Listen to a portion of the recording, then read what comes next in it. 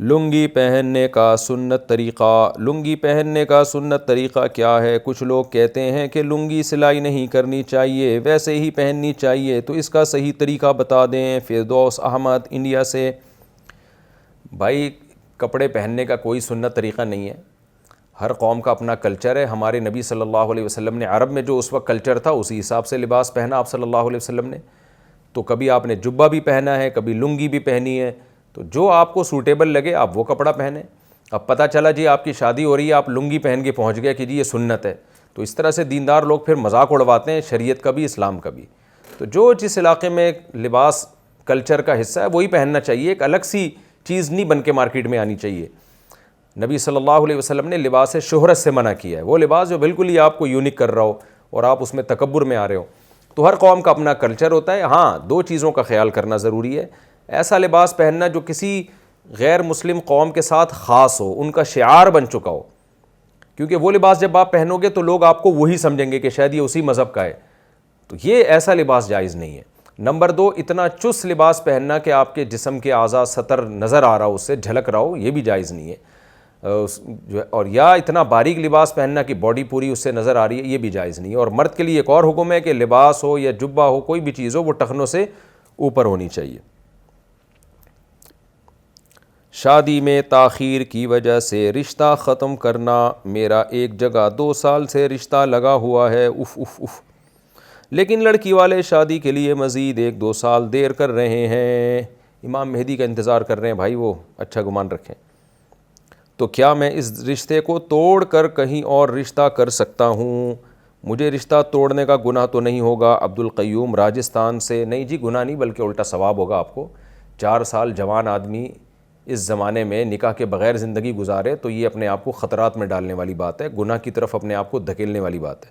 لڑکی والوں کو بتا دیں بھائی کرنا ہے تو کرو، نہیں تو میں کہیں اور ٹرائی کر رہا ہوں۔ پھر کہیں اور جب ہو جائے تو پھر دوبارہ ان سے کانٹیکٹ کر لیے گا، ہاں بھی 2 سال گزر گئے، کیا موڈ ہے آپ کا؟ کر دیں تو دوسری ہو جائے گی، نہیں کریں تو کوئی بات نہیں، پھر کہیں اور ٹرائی کریں۔ موبائل پر تلاوت کے آداب۔ آج کل موبائل پر جو قرآن مجید کی تلاوت کی جاتی ہے یہ کیسا ہے؟ اس بارے میں کیا حکم ہے اور اس کی کیا شرائط و آداب ہیں؟ راشد صاحب کراچی سے۔ جائز ہے، بہتر تو یہی ہے کہ مصحف میں قرآن کی تلاوت کی جائے، تو تواتر سے اسلاف سے منقول ہے، اس کی ایک الگ برکت ہوتی ہے، خود آپ کو محسوس ہوگا اس کی ایک روحانیت۔ لیکن بہرحال موبائل پہ بھی جائز ہے۔ تو اس کے آداب کیا ہیں؟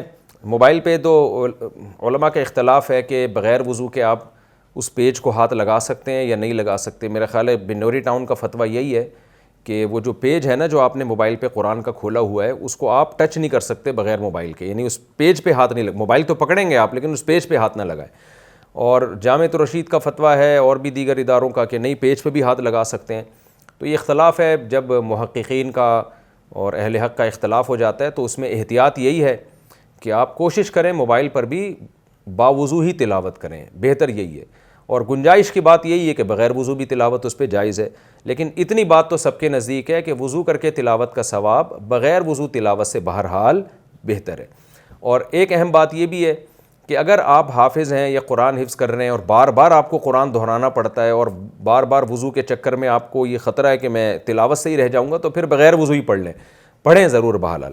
باقی اور مزید آداب یہ ہیں کہ ایسے نہ پڑھا جائے، موبائل پہ تلاوت نہ کی جائے کہ جیسے کوئی ناول پڑھ رہے ہیں آپ، ٹانگ پہ ٹانگ رکھ کے آڑے ترچے بیٹھ کے عجیب طریقے سے، تو یہ ٹھیک نہیں ہے۔ تو بیٹھ کے پڑھیں، تمیز سے پڑھیں۔ لیٹ کے بھی گنجائش ہے، بعض دفعہ بیٹھنا مشکل ہوتا ہے لیکن لیٹنے کا بھی پھر مہذب طریقہ بھی ہوتا ہے نا لیٹنے کا، آڑے ترچے نہ لیٹے ہوئے ہوں، الٹے اوندھے نہ لیٹے ہوئے ہوں، یہ پھر نامناسب ہے۔ اور جب پیج کھلا ہوا ہو نا، اس پہ پیج پہ قرآن کی آیتیں ہوں تو اس پیج کا بہرحال اس وقت احترام کریں۔ ایسا نہ ہو کہ وہ پیج قرآن کا کھلا ہوا ہے اور آپ الٹا رکھ کے چلے جائیں بیٹھنے کی جگہ پہ، تو وہ پھر اس پیج کی ان آیتوں کی بہرحال بے ادبی ہے، کیونکہ ادب کا تعلق عرف سے ہے۔